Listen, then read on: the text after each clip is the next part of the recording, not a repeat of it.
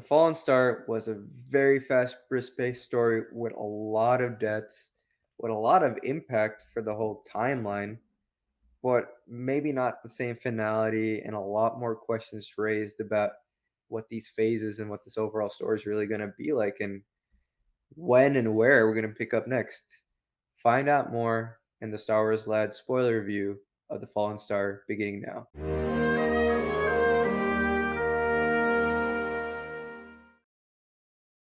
Hello, everybody, and welcome to this week's episode of Star Wars Lads. We are getting into the Fallen Star spoiler review. Again, spoiler review. So if you have not read the book, go watch our other review we posted last week. That's a non-spoiler review. If you're just figuring out, do I want to drop $30 on this book? Do I want to spend however long it takes me to read this book? Do I want to read this book at all? Check out our non-spoiler review. We give our relatively in-depth thoughts on things we like, things we didn't like, our overall impressions. We give a score. It has no spoilers for the book, again. So if you're just looking to see if you should read it, go to that. This will be getting into spoilers. This is everything, specifically what we liked, specifically what we didn't like. And we are going to lead it off with talking about some of the deaths and everything. But before we do so, please hit that like button down below. Subscribe to our channel for Star Wars content 3 days a week. We post videos Monday, Wednesday, and Friday. So you're going to want to stick around for all of that, as well as continual Book of Boba Fett coverage, reviews, predictions, and speculations, everything for the next few weeks until the Book of Boba Fett is over. And then comment below. Let us know what you thought of The Fallen Star. If you watched our non-spoiler review last week, now is your time to talk full spoilers with us down in the comments. We love to respond to you guys in the comments and talk about this huge finale of a book. So we're going to dive in right now.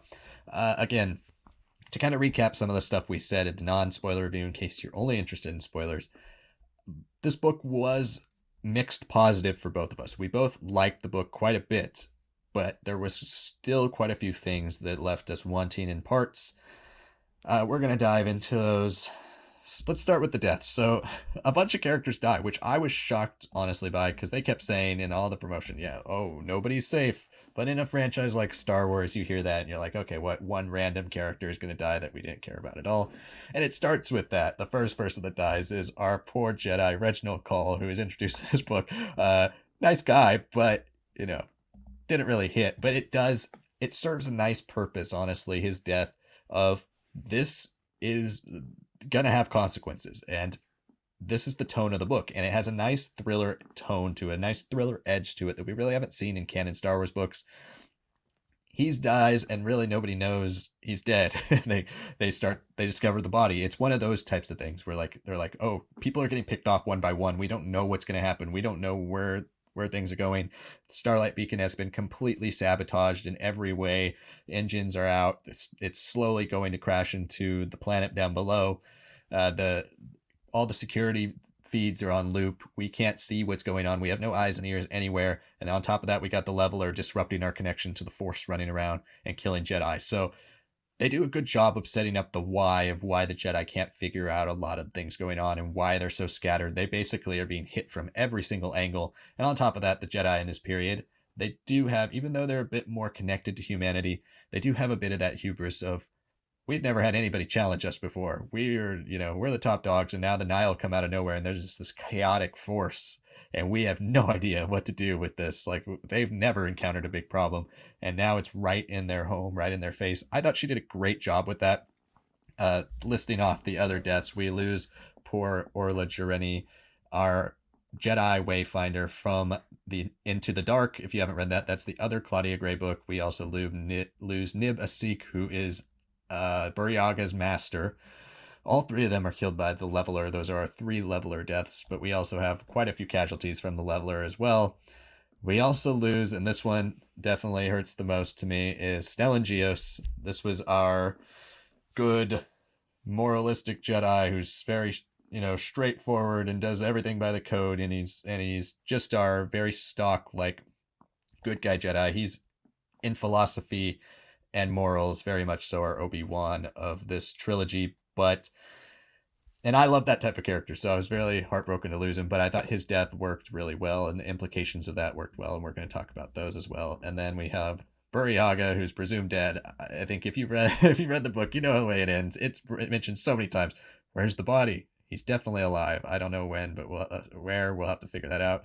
And we lose Chansey Yarrow, who's a character from Out of the Shadows, who I wasn't necessarily that attached to, but the way she's killed by Elzar is pretty crazy. So this book is so was spilled as like this huge event where nobody's safe and all this stuff. Did these deaths work for you? Did you really feel the impact of these characters dying? Did you think other characters should have died in their places to get more impact? Like, kind of, what were your thoughts on the rising death toll in this? That really, honestly, shocked me how many people we lost in this. I mean, I'd say the first death, Rigel Cole's death, was like it was heartbreaking because he was like a fun new character. I actually really enjoyed his humor, and he had a very interesting kind of like Trail of Shadows connection, but not really. Of like how he was, part of a Jedi creation. He's really just taking care of the kids, the babies, and all that, and that's a perspective that we've kind of known about, but we've never really dived into. And I thought it would be pretty interesting to get a little bit more of like, who he is. He feels like a guy who was like, he feels like a parent who's like in their 30s or 40s, and he's like back in action. He's like, I'm enjoying this. Like, I'm finally stopped wearing sweatpants with barf all over me, and I love that. But this is like a reminder of what I was like when I was cool and hip and all that. And he has like a little bit of an offbeat humor to him that I thought really also showcases in the end, as much as they're caretakers, even at a youngest age, they're not parents. They're really people with their own identities, and he maintained most of that enough to come back and be like, "I'm a little weirder and different, but sure." And he was like the character who was like really trying to like convince everyone, like, "Look, it must be exhaustion. It must be that we're all tying into the force a little too strong here.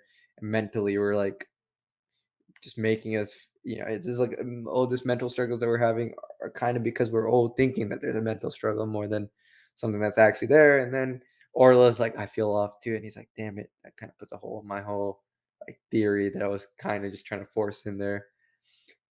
And then, he does his best. He's working around and then he just encounters a leveler and then he freaks out and dies. And then that's it. Like, and his last thoughts were like, this is great for me, but I do wanna go back. I think in the end, I do wanna go back to the creche. I think that is, like, really what's important to me. It's like that's where it's not wrong to leave, but maybe it's good to come back with your experiences learned. And I was like, "Oh, that's, like, sweet." And then I'm like, "But he's a new character. He's gonna die." And he did. He really did. Um, I would say Orla's death was good in the sense that, like, you get that first person POV of someone literally being turned into the husk of by the leveler. I have some small issues with it, not with the actual scene itself, but more of like she's a character that we had some moments in, but she's very much a supporting character in Into the Dark. She's not as much of a focus like Comac is. She's kind of just like she's part of the story, past and present. She has a role. She takes that first leap of being a way seeker in that book, and then we see some of her adventures and like her guidance in the High Republic comics with Keeve, setting her a little bit back on the right path. And it was great to see her design her ship. She had her sense of freedom, and I loved the growth of that because her connection with Elzar is like, you don't need to listen to everything you're doing. He's like, how will I know like when it's ready, time for me to like trust like being on a broken foot again? Like, is it healed or not? She's like, you'll know, stupid. And I'm like, yeah, that's a good character. And she had a great banter with Elzar, and I was like, yeah. And more than anything, I loved her discussions really that like it is definitely a new plot point, but her like being a little bit more critical of Stellan and his role, his image and all that, saying like, "Hey, you're just not doing anything for yourself. Have you ever considered doing that? Like it's always for the order, it's always for the Jedi, but the order and the Jedi are not the same thing as the Force and the will of that, what you want, those are very different things and I don't think you understand that." And they have a little bit of a back and forth, and she mostly was winning that. And I was hoping that she would survive and the fact that Stellan's words are there, or Stellan survives and the effect of his words, her words onto him are there, and then we get to see a little bit more of that. But both of them die. So I think that's my critique with her death is that, like, yeah, seeing someone be left with nothing but their fear and they're gone, they're wasted, right? They're destroyed. That was great. But I thought that she was a character that I thought was really just beginning a lot of her evolution. I really thought that her role as a wayseeker, being in and out, kind of, you know, marching to the beat of her own drum, I thought that would keep her alive. But the shock factor works for it. I just wished personally that she didn't have to die that quickly. Um, and then, I mean, I don't have anything too strong about Nibasek. I mean, she is Boryaga's master. I like their banter, and we've seen Boryaga definitely grow from like a very like wounded, almost like overly sensitive Padawan to like now he feels like a teenager. He's like really living. He's like, I'm a little older than you guys, but I'm working through it. Everything's great. And I thought Nib was very crucial because she was always pushing him in the right way. She was giving him support in other ways. And then she's just dead. Like we know the moment that she's like, I'm go. Oh, like Nib Asek is. She said that she's going there. I'm like, "Ah, come on, man. Like it's over." And then it's heartbreaking because Buryaga has to lift up the panels and everything, and he's with Bell, who's lost his Loden and almost lost Indira in this book. And it's just it's I wish we got to at least see something from her. I guess it works in the sense that we've already gotten POV, then we've gotten just like the alien-esque, like screeches, help, help, and then dead. And we've already seen Loden's.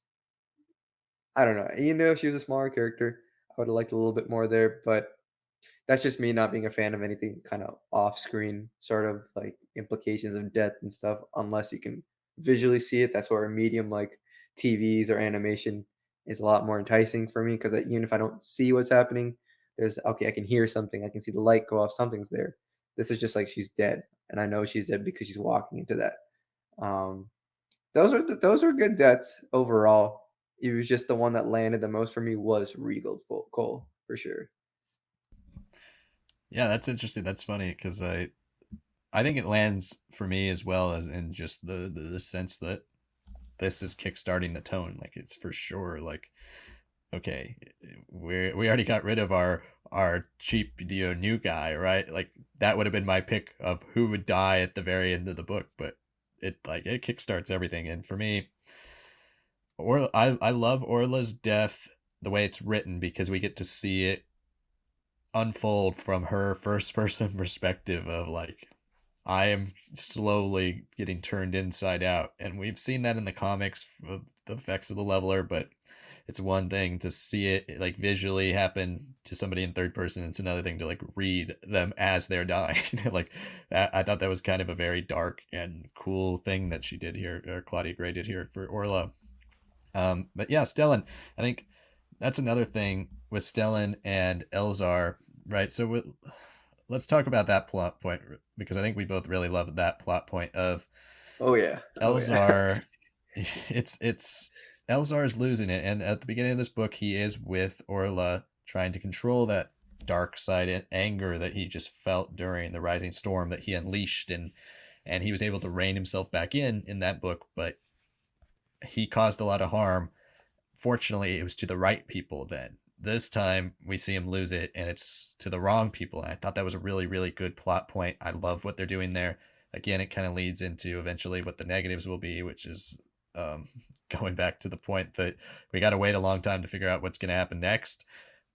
But yeah, Elzar kills Chansey Yarrow in this when he just walks into the control room, the engine control room, and he sees them by the engine controls, and he realizes they're prisoners, or they were prisoners, so they must be the ones that sabotaged it. And he just jumps out into the air right up to Chansey Yarrow and just slices her in half. And like, and it's a very graphic description that's given of her remains on the ground. But she was not trying to destroy the station. She was trying to fix the station and save everybody's life because she was going to die on the station regardless. And that ultimately leads to Stellan's death because Stellan has to be the one that drives the station away from the city, allow it crash into the water and not kill thousands of people. And he's the only one that can do it basically. And I love what she did here because I think it's such a powerful plot point. Elzar has been are the most interesting of the three that we've gotten between Avar, Elzar, and Stellan, even if he's not necessary. Like he's the Anakin. He's like, I love the Stellan types, right? But Elzar is the most fascinating. He has the most room for growth, and he has the most room for complete, a completely tragic ending. And I love the way she set him up here. Just disappointed it's going to be minimum like a year to 18 months before we find out what happens. But yeah, I love what he did here, and I know you did too. So what were your thoughts on Stellan's death and the way Elzar was handled in this book in general? I guess to start off with Elzar, I guess it goes back to my point with Orla. I really loved their interactions. Um, it was like a good way of like stripping the character down to some of the earlier basics that we'd gotten in Light of the Jedi, with its descriptions of like the ocean as the Force and the Force as the ocean, and just how he like tinkered with the Force and did all these things. It was interesting to see him like feel like he had to be inverted and closed off, because so much of the Rising Storm, even if it is a stressful situation before the actual events happen, this is a man just doing the most. He's just straight up banging like the person who's like in charge of like the Rising Storm stuff, and like it's not even like, oh man, we had a dance. It was just I shouldn't. He's like, let's go, like throw the drinks over your shoulder, and they were just going at it. And like this man's like, yeah, it's been getting a little, yeah, all this and that, right? And then like in this book, he's like, man, I've been flirting with every woman I've been around. Like Orla's like the one who won't deal with that, and he's like, yeah, man, like this was like something I've just been doing. So I like a little bit of like that playboy stuff cut out right away, right? And then the tinkering of the Force, and like he had like headaches and like the migraines. Like he gets knocked out at the end of the Light of Jedi, and he's always been someone who like feels the Force so deeply that, and in the Light of Jedi it was ominous, and then everything the Rising Storm that happens, not only is it ominous because everything is just like, oh, it's chaos and all that, but for him personally, it's a lot. Like, yes, he gets to connect with Ty York, with someone who probably understands him better than anyone else would have at this point. And a character I wish was in this book, because she would have definitely changed his path. But I'm very curious what they're going to do with her, what their plans are with her at this point. But going back, yeah, he's had so much of his darkness, the dark side and everything flow through him. He's uber powerful. He's going crazy. Calms down, but he's like, I need help, and he reveals that. But while he does get that, while Stellan can't do it for himself, and he's given someone who's very much in tune with who Elzar is as a person, but is able to change him, help him focus on his meditations, accept the waves instead of fighting against it, controlling. So much of that darkness, that immenseness, the extraness of Elzar is just cut out. He's just a character who's just hiding from the Force. He's like, it's too much. It's like the way he describes it's like a freshly repaired or healed like bone in my leg. And he's like, can I like put the stress on it? When will I know? And she's like, you'll know when you know, stupid. You're on the right path. So it was really nice to see that character, like his, especially the slower moments of that book was the stuff with Elzar and Orla. And that's what I loved, because I was like, wow, like as brisk as this book is, there's time for something like this that will actually pay dividends in the present timeline. It wasn't like that for the other characters and other POVs, which I wish it was. I wish this was a longer book. But anyways, we have that character, and then he's at Starlight. He's probably the only one who's like kind of immune to the leveler, even though he's trying to hide away from it. He's trying to do his best and be there for his friend. He's teasing him with a droid sent.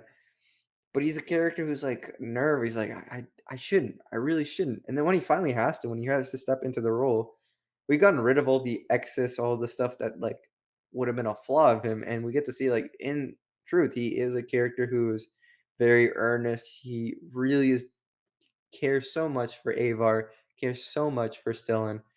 He Stellan is his pole star. Avar is his. What did he describe Avar like? Is his sound of his basically he loves Avar, and Stellan is his Yeah, Polestar, the he guidance like in his keeps life. them both straight while she's like, yeah, he's obsessed with Yeah, her, and Stellan like yeah. refocuses him basically. Right, right. And he does so well. That's the thing. When he's on the station, he does so well. He reprograms the droids into like the circuit relay that's reminiscent of the Light of the Jedi. He's helping out all the Padawans. He accepts their sacrifices. He does the best he can. He's very communicative. He's very much the only one able to handle things when Stellan is just knocked out, right? And he's able to step in and actually do better than Stellan, and he actually did in this whole book. And you could feel him growing a little bit more. He's opening up in the Force a little bit more and more. And then in a second, all that work he had done, everything he'd done to like come back, like from all that trauma to settle back down and then build himself back up. And then he just throws it away because he just lets his anger consume him for fair reasons. But without any guidance or suggestion of like, hey, who would be here? Think about it. Look at your surroundings. And he just flies in and kills Chansey.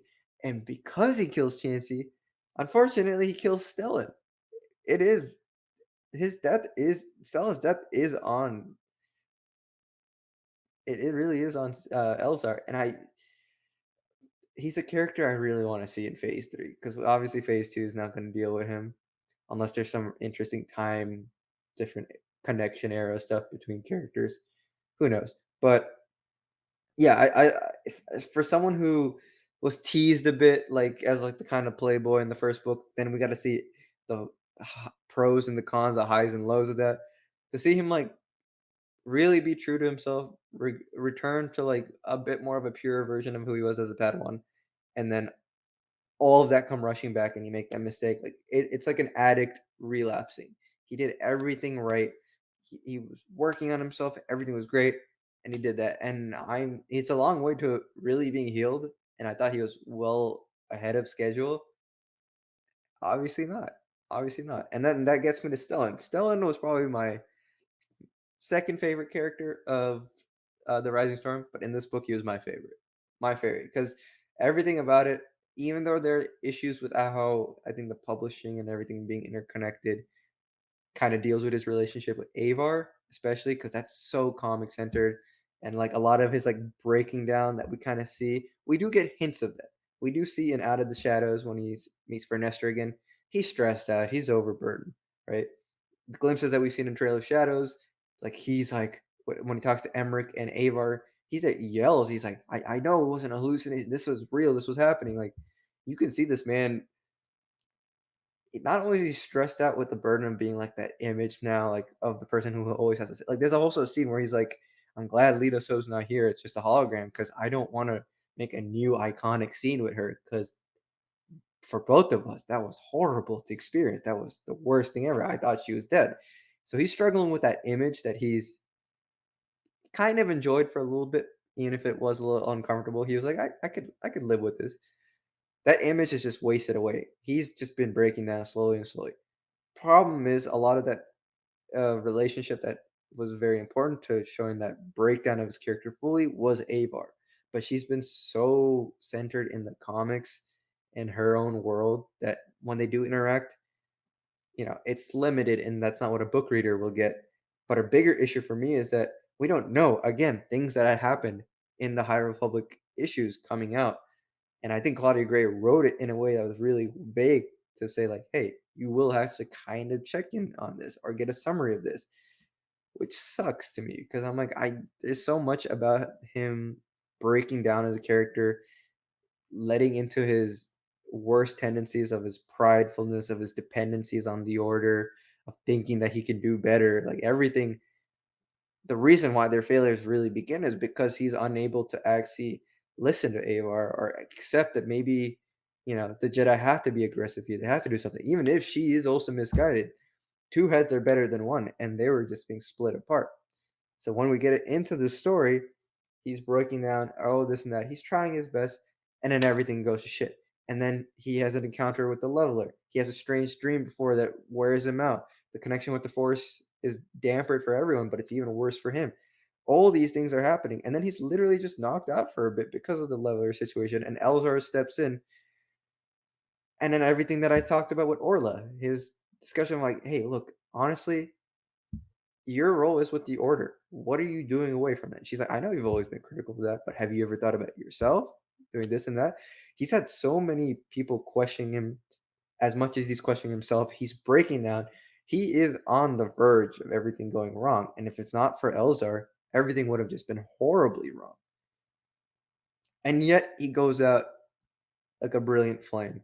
He slowly regains his energy, slowly he is healed slightly, and his regrets are like, "Man, I should have done better than all that, but the only thing I can do is make sure that I lessen the impact of life for light, for justice, for everything." And he saves everyone instead of thousands of people dying on the planet. It's only like 12 fish or something like that, right? So he goes out in a brilliant self-sacrificial way. But it's sad because he went through so much. He was a character probably even worse off than even Elzar. Elzar is obviously worse off. But Stellan is the one that he's been trying to keep it together, and because he tried so hard to keep it together, everything actually crashes down at the worst possible time, where he's not there to help Elzar, where he's not there to listen to Avar and actually be in a situation where he is not prepared for anything, where at the end of the day, he has to do the self-sacrificing move when he really didn't have to. Even if it is glorious, even if it is impactful, that trio did not have to be separated. They had a chance to all be together and work together, and he was the one who was supposed to guide them all, but he didn't consider his own limitations. Yeah, I love the way he dies, because he dies a symbol, just how he's been kind of the symbol of the failures of the Republic with the Valifair and the way he's holding the Chancellor, but then he also dies as a symbol guiding the Starlight Beacon into the water. He'll always be remembered by everybody as this grand hero, and I think that's the perfect type of death for him. And it's the perfect type of weight to give Elzar, as like, you killed, basically. Like, Elzar is the only one that knows this, right? And he even mentions it at the end of the book that he wants to tell Avar. He really wants to tell Avar, but his own personal demons don't outweigh the lives of all these people that they have to focus on protecting, who are now suffering the hardships of Starlight Beacon crashing on their planet. So he puts it off to the side. But I love that he's going to have to deal with the weight of being the one that killed Superman. Like, he's the one that killed the hero that had saved everybody. And what's that going to do to him mentally? He's already a character that's really struggling mentally to keep things together, keep the separation between the fine line between the dark side and the light side, and the temptations that come with being in the dark. I think she does a great Yeah, job with all that. She does a really yeah. great job with that. And I think it's pretty safe to say that the Jedi are the highs of this book. The Jedi Oh, interactions, everything she does with the Jedi is very, very good. Again, I too wanted more Orla. I feel like we needed more Orla to really hammer home those moments of her death. I was very interested in seeing what the way seeker thing is, because we don't really get to see that in action. I want to see more of that. And Bell has his nice moments, and I love what they did with Bell and Burryaga's friendship. It was very, very sweet, and she yeah. does a great job of building up these Jedi characters. But again, besides Stellan and Elzar, it's like everybody's just got a little bit, and I wanted more from a few other characters' POV, and I think that should transition us in probably the villain section, or at least the extraneous character section, because to me that is the biggest weakness of this book. It's not necessarily. I think certain disappointments, and we'll talk about the disappointment a little bit of the way this book ends, with conjunction on the end of the book and what's going to happen in the future, like at the end of the video. But I think for me, one of the biggest disappointments is, I mentioned this in the non-spoiler review, Marchion Ro, because Marchion Ro is like co-lead, basically. It's in the first book, it's Avar and Marchion Ro. They're like the two main characters. With other characters, Bell's around, Loden's around, all these other characters around, but they've got the most POV stuff in that book. Then the Rising Storm, it's Elzar, Stellan, and Marchion Ro. We got some Ty stuff, but she's even like probably fourth POV after Marchion Ro. And this Marchion Ro is subject to just moments within chapters where he's basically sitting in his ship by his TV, like, ha ha ha, my plan is working to perfection. And I don't know. I didn't love the way he was kind of turned into like the James Bondian villain of like, I'm sitting watching from a distance, not really participating, even though it's my plan and I executed it and we win because of me. and it ends with his big reveal that he's the eye. He's letting the whole Republic know. I just was so disappointed that he was sidelined. I wanted to see him in action. I love how unpredictable he's become. I loved how chaotic he is as a person, how he seems in control at first, but then he just explodes on you. He's got that like kingpin element to him from Daredevil. He's one of those villains, those unpredictable villains that you never know when he's going to snap. You never know when he's going to do something that both is a plan of his or out of his control because he's just mentally unstable. I love that about him, but we don't get anything from him. We get to see him pulling the strings, but he's just kind of there. To me, that was by far my thing I'm most disappointed with in this book. And again, it's hard to separate it because, yes, I wanted way more Marchion Ro than we got, and he's not in it. So maybe I should look at this book for what we got. But I feel like since he's been in these three, like he's been in the adult books, that's been where Marchion Ro is, and to not have him in this at all felt really weird to me. It really like upended the villain stakes of this whole thing. Yes, there's so much on the station with the Jedi, and I love the way it's played out. And we know Marchion Ro did all this to them, but to me, I wanted to see him because he's always been such a hands-on villain. He's the one tracking down the leveler, going to these temples, ancient temples, and like doing the Indiana Jones type adventure thing at the beginning of the Rising Storm. He's the one putting the Tempest Runners in their place. He's the one who's framing Kostiv and killing him. He's boots on the ground, like true bad guy who's going to be in charge and lead everybody by example, not just be the guy sitting back there with the money going like, yeah, you do this for me and I'm really the mastermind. To me, I wanted more of that from him, and I wanted more from the Nile specifically. I mean, I like this little group we got of Nile that we get to see. These are like these people are obsessed. It reminded me very much of like these of way they've portrayed Sith before in Legends books, where they've got these just cultists who are just always around and like will do anything for you to embrace the dark.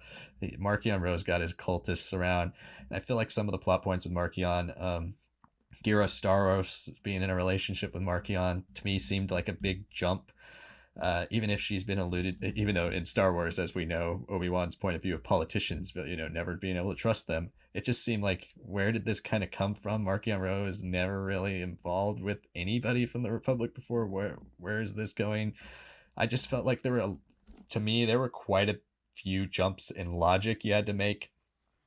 Even I know the levelers around, but the Jedi have two prisoners who escape, high value Nile prisoners who escape their custody, and they just have no idea they have escaped. They're running around the whole station just doing stuff, and they have no idea they're gone. They seem out of control, but at times a bit too much to me.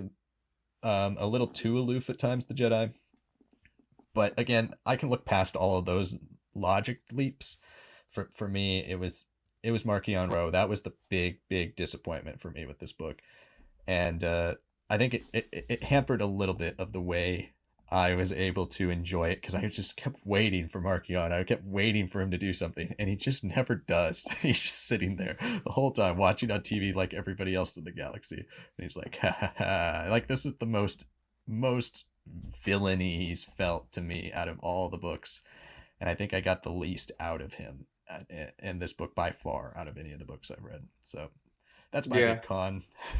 Yeah, no, I have to agree with that. I think less Markion. Like, okay, I can live with the Gira Star Wars thing because it it builds off of a plot point in Out of the Shadows, which was a book that we reviewed and we're like, interesting, but like, I don't know. It was like more just like very slow story, great characterizations for our Jedi and for a little bit of the Nile here and there, and oh, there's a Nile superstation, like that's like a bunch of like shipping crates essentially welded around in like a floating disc as like a gravity machine and weapon of sorts, and then it's destroyed. And the biggest thing to come out of that book was like, okay, Vernestra Rowe gets the path from the Santeca, um, and she's able to like she has that now. She's able to possibly court something into the future. And when we originally reviewed it, I was like, this might lead us to the quest of the Jedi. She's got a path towards like a planet or destination or something. Obviously not. So I don't know what that means, but maybe there's something with her story in um God, I keep on forgetting it. I know it's Midnight Horizon. It's Mission to Disaster. Yeah. And Mission to Disaster, maybe there'll be some there is on the Star Wars blog on the High Republic video, they did say there's gonna be some crucial phase two plot points or you know details that you need to know for phase two that will be revealed in that book. So maybe there's a connection to the past with that, that we might be testing out, figuring out. Who knows? But anyways, besides all that, in all the hubbub of that book, there's like a meeting with Gios and Ernesta kind of picks up like, yeah, I don't know if I should really trust her. There's something a little off about her, like, and she kind of acts a little weird. But it's such a totally different story that felt like more of like a one-off thing. And then like we're like, oh, okay, like she is like she's the inside source, she's the spy. Like because I remember that, it worked for me, but I do see what you're saying. He suddenly has a we always assumed he had a contact, but she didn't really feel like the most obvious choice. It almost felt like Lena So could have been, but it can't really be the heads of both. All right, it's a little too much there. Um, I really loved it that our man was just like, you know, I did it the old-fashioned way. How I got her to turn over. I offered sex and she wanted it. That's basically how that all it is. Forget about the asses. Forget about like the politics. Sure, she gets that, but she's desperate for Marchion, and they've really built off of that meme that people have had ever since High Republic Adventures and Trail of Shadows, where like, dude, he's like ripped and hot, and we're like, ah, that could just be artistic license. Like, no, that's intentional. That's and he uses it as his own weapon here. But I do see what you're saying. Marchion feels very just villainy instead of like complicated and complex as he's been even in the audio drama, right? When we get a little bit of flashback to how he first rose into power after his father's death. He was more skimperish, scamperish. He was just like a little weakling, and then he just comes out like, I am a god almost, right? Like that was his energy. And here it was just like someone who's way too comfortable being like a James Bond villain. And that raises me to my actually bigger issue because he gets everyone off of the gaze electric, other than this new assistant who, sure, she's fine, whatever. And then Gira Sars is there, sure, and he goes and views the battle, whatever. But now he's got like enforcer droids and he's fully automated to ship, and he's has nothing to do with the Nile. That victory is all him. He has his three loyalists, but everything has been set up for him and it falls completely. He talks about Lorna D like, oh, that wastoid, that person who's useless, right? We don't know what happened to Lorna D yet. That's another again. That's that issue that's there that we don't know what's happened yet, and the book makes it very clear that we shouldn't know either. I'm like, okay, sure, we don't know anything about the Tempest. She's probably the only notable one left there. What about the rest? What about the clouds? What about everything else? Like they were such important players in the first two books that it feels like the Nile are just gone in this book. Like they're there, but it's only three loyalists, and then Nan or Non or whatever, and Chansey, who are both left and out of the shadows. I don't know what he's really trying to do here when it comes as a villain. Like, yes, this was his victory, and he made it very clear that this is victory. But at the end, he gets everyone to celebrate and does like a whole like festivity and all that. So he clearly has the Nile still. It's just what's his plan of action? Why? I guess maybe he doesn't want anyone to betray him. Sure, but how does this change the Nile now that he's just left them on the side and he's like, sure, do your own thing. I'm gonna do the things I can do because I'm just that good. I'm a mastermind now. And he's been built up toward this character, but now he's gotten rid of his favorite tools, the leveler, the Rathars, all that, right? And he has regrets for that. So he's already not only gained this position of power of like striking a message, sure, but he's lost his most important assets against the Jedi, and he has a very strange relationship with the Nile that he isn't using them anymore. So that was my bigger issue there. Otherwise, I mean I really liked it. I think once if you fixed that up and you had a little bit more slower build up, kind of how the Rising Storm had it, or at least how the Light of Jedi had it with exposition jumps, I think this story then would have just shot out of the cannon. It's like, you're loading the gunpowder, you're making sure the rope is lit and has nice like oil on it, everything's cleaned out. Then once you put in the cannon and you fire it, it's flying. Sure, that's how this I felt the story should have been. But we're literally as it's about to fire instead of like the preparation for it. And I think there was some preparation missing.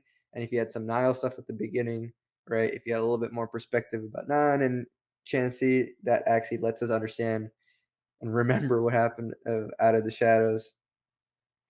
This could have been like an elite ending that would have probably been, in my opinion, might have been even better, even if it is more streamlined than Light of the Jedi or Rising Storm for people. Like it would have been something that you would have had equal debate with other people saying, "Oh, I love Light of the Jedi." I don't know. Rising Storm was darker. I like that a little bit more. Oh, but like the insane pacing and like the implications of how it changes everything now moving forward of Fallen Star and like the losses there, so many deaths. Like, come on, that has to be like that's where I wanted the story to be, and I can still see people arguing that, but it's not as like clear cut as three masterpieces. It's like masterpiece, masterpiece, very good ending. Yeah, and especially it really is like a catch-22 because they've got the best part of this book. I mean, besides the character stuff, by far is the claustrophobic pacing and the thriller vibe. But then by it being so claustrophobic, when you cut to Avar randomly and you're like, okay, what's she doing? She's just out like floating in space watching the starlight crash, but we have no And idea we why don't and where know, she's doing, yeah, what she's we doing. don't know what happened before the leader to Yeah. come back. We've both seen her depart, and we don't know yet. And the Yeah. writing is literally saying it's as vague as possible that like she's back. I'm like, Yeah. okay, And what happened? she says she caught the leader of the Nile because Stellan's like, we're trying to catch the leader of the Nile. And she's like, I caught the leader of the Nile. So apparently she gets Lorna D somehow or something happens there. We have no idea what's going on. Then we cut to Lena So and she's just like sitting in the Republic just doing nothing. Um, Yeah, we'll just cut to Marchion Row and he's sitting in the Gaze Electric watching on TV. It's so many like outside point of views, but we don't know why they're not really participating. They just aren't. And yeah, part of the problem with cutting outside of the station with the claustrophobic storytelling is even though it works really well for the storytelling in this book, it's was such an expansive story. And the first book, I think, especially in phase one, wave three, it's just like it wants it's to be more compressed. ambitious, but it Yeah, also the story that they've crafted wants to like the story itself wants to stay in this confined area, but the plot points want to be more ambitious. It's kind of falls in that trap once in a while, and I think that leads us to the ending, and I think that's the last thing we're going to talk about here. So I took some really basic notes on the ending of where everybody ends up. So the Jedi they team up and they have a nice moment. They lift up the thing in in the that's falling in the desalination water. station. Yeah, the station Yeah, that's lift. It's a nice unified moment. It calls back the Light of the Jedi when they do that during the Great Disaster.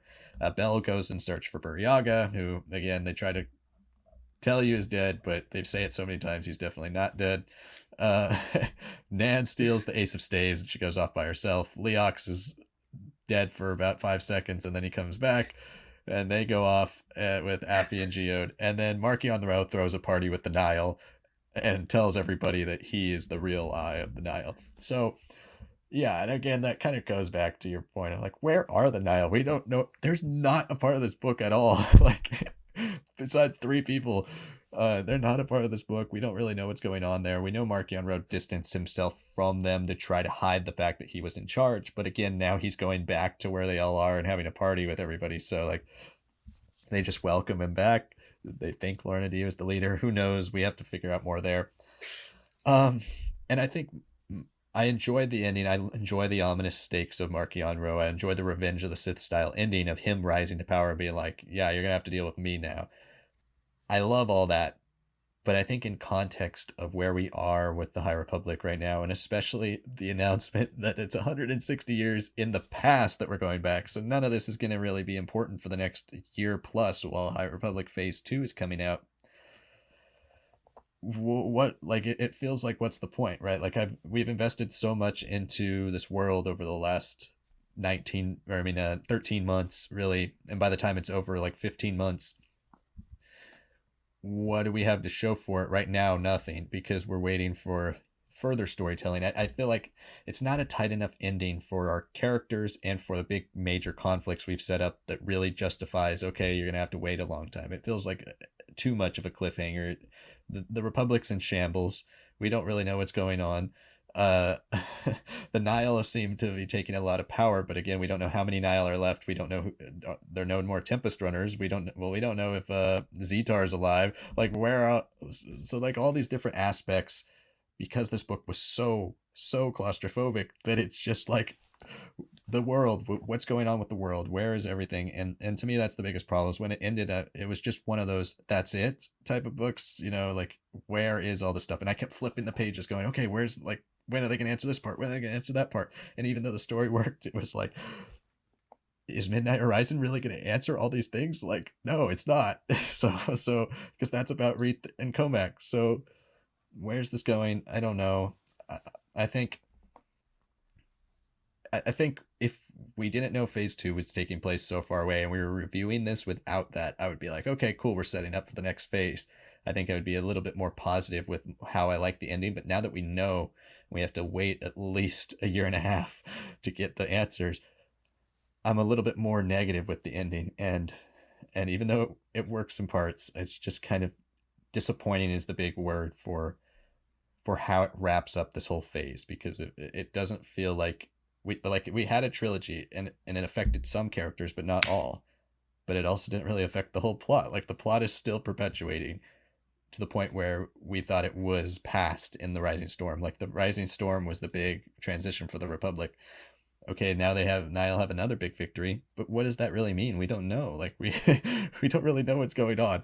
And I think that's my biggest problem with the ending, is how unclear it is on the rest of the world and what's going on in the world building of the High Republic, which has been such a strong suit of this whole initiative the entire time. These adult books have set up the world so well that you know everything else around it is going to be flawlessly and seamlessly interacting with it. This book, I mean, I don't really know what the tie-ins are going to be about, like what, because they can't be about this. Like we saw everything that happened on Starlight Beacon, so I guess it's nice that we go in different directions with the other stories, but at the same time, like, where, the world is not fleshed out enough for me to finish off, like to have say this is the ending. To me, it's not fleshed out enough, and it doesn't work as well for ending an entire like era of the High Republic. But that's my thoughts on the ending. What did you think overall with the way this book ends? I mean, I have to really agree with you there. I There's still a lot of questions that I have, and it goes back to saying, hey, everything's been so well tied, but why would you write a book that, look, the story is amazing if you just read it for what it is. But the story is not amazing when you consider every implication and everything that they could have done and was ripe for taking. Like, there's a line in sort of like the closing scenes of like, there's fighting on Corellia, which we know Corellia is one of the places we're going to in Midnight Horizon. And that's a pretty long book. Daniel Jose Older is going to kill that. I'm excited for that. Reed Salis, Comac, great, sick, awesome. Is that where all the Nihil are? Is that like where a big focus is? We know the Nihil have been bombarding these planets that are farthest away from Starlight, several jumps away. So there's some there, and that's why they're out of the story. Like there wasn't a personal POV of like active Nile members. And I know we've gotten so much of like the Nile perspective of phase two. I mean, I think that's what makes it a little bit frustrating to me because we even got a whole audio drama of Lorna D breaking down completely. And then she builds herself back up into the Nile, has her own ship, and she looks like she's got a little bit of leverage over Marchion. But here she's kind of just thrown away. She has the leveler at one point in the comic. Is there multiple? Is there only one in here? Like, how did he get that back? And those are answers that we're only going to get in the comics by the looks of it. And this is the book that is so dependent on every other material in the way. Rising Storm is not like that. Light of the Jedi is not like that. You can just read those back to back and you get all that. And everything in between, important or not, it's touched on in a way that you're like, okay, I got my summary while reading the book. there isn't any of that, and that's where it goes back to me to how my previous point of, like, how this was, like, we're at the literal second before the cannonball is fired, and that's the story, and we're just on the flight of the cannonball. But we needed to see how it's prepared. How does it actually get to that point for all these politicians to play a role, for all these Nile to play a role? How do we get to this point where then we're thrust into this claustrophobic story? We didn't get that, and Claudia Gray is very good at these detailing, so I don't think she's someone who would just miss that. It feels like this was intentional, and I don't love that. I maybe there's a reason for it, but then phase 2 is 150, 160 years before. Okay, sure, Mission to Disaster is gonna have key points, key elements of phase 2, but we're not gonna go to phase till October in this year, which is months away, and none of these characters and what just happened are gonna be addressed. Who is Marchion now? What is his relationship to Nile? What the hell happened to Lorna? What happened to her whole ship? How did she, like, resuscitate herself and the Nile at, like, the darkest point at one point of in between Out of the Shadows and the events of her own Tempest Runner drama? Like, what the hell? How did she lose the leveler again? Like, she was literally using it on Key just 2 issues ago, and they barely escaped. And now you're telling me, like, what? What does that mean? How does Markian have it, right? There's questions about, like, okay, there's so much about Orla Jareni. Again, slighted as a character, even though she's fascinating. Show me a little bit more of that. Explain a little bit more of that. Why is she here? There's, like, an explanation that's kinda put there that, okay, obviously she's coming with Elzar, but sh there's something more to her that I wish there was there, and like you said yourself, Liam, there are stories, there are POVs that are there cut off. What about Chansey and what about Nan has changed? Why are they, like, in prison now? Right? Like, why are they captured in the first place? They were on the run and free to just do what they want for the graphs. What happened with the graphs? Did they mess that up too now? Like, I'm gonna trust the storytelling. I will. But this is the first time I've ever thought a lot of these details that are gonna be spread around probably didn't have to be. I could have lived with some stuff being cut out in the Light of the Jedi. What is it? Light of the Jedi and The Rising Storm. the Rising Star. I was thinking the Rise of the Storm. Like, it got caught on my tongue. There are elements that can be cut out there and be put into other stories, and I wouldn't miss it. It'd be great as a completionist, like the both of us. But here, completionist or not, there are leaps, like you said, things that we have to just assume have happened, things that will be explained. And maybe they want the readers to really read the middle grade books and be more completionist. Maybe that's just a way of making more money, sure. But for a writer who's been so good about details and everything going on, this feels something that was out of her hands, and not something she could have done. And I mean, that makes me kind of segue into, like, what is Phase 2 going to be about? We know that that's the first time there's Togruta space. Maybe there's some Chiss elements that have been hinted in the Tron Ascendancy books that you read, Liam. Maybe this is the first time we see the stories of them. Like, what are the stories actually about? Blade of Bardota, sure. We're getting a graphic novel from Daniel Jose Older from Dark Horse. Excellent, wonderful. Maybe something with the Quest of the Jedi has to do with the Santeca secret that's been passed down to Vernestra, and sure, all those things are there. Great, but what about this ending?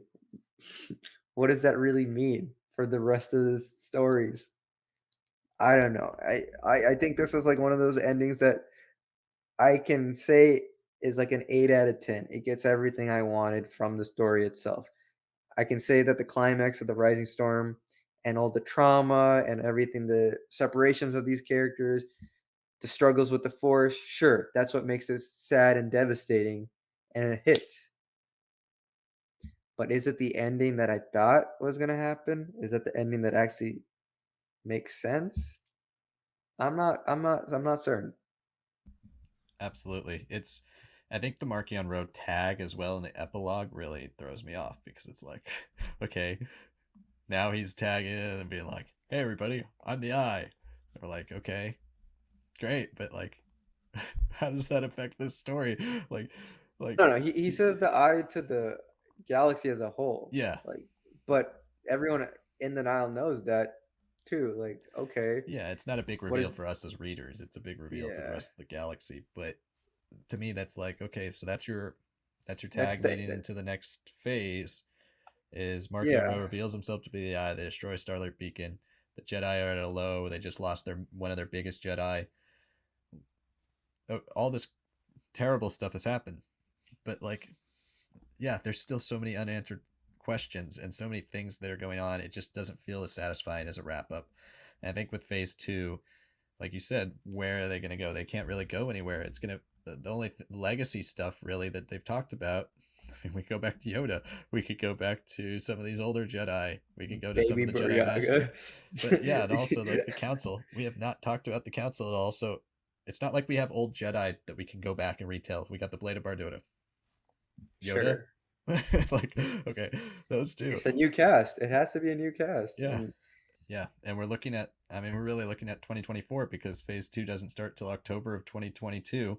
So if that ends a year later, that's October 2023. And then they've been doing like minimum 6 months in between each wave of High Republic. But if they do 10 months like they're doing now, that's summer of 2024.